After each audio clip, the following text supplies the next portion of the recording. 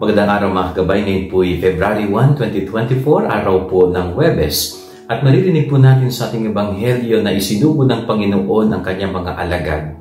At sa kanyang pagsusugo, mayroon siyang mahalagang bilin na huwag nilang alalahanin ang kanilang kakainin, ang kanilang pera, ang kanilang mga damit na isusuot.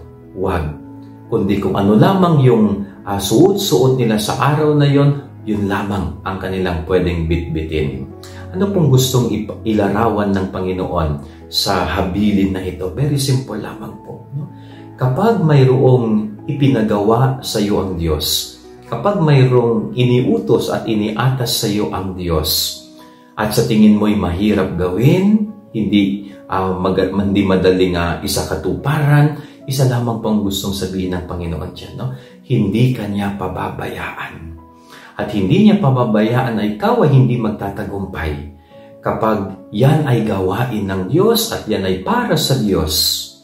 Talagang tutulungan at tutulungan ka ng Panginoon. So ito po'y napakagandang paalala sa bawat isa sa atin. No?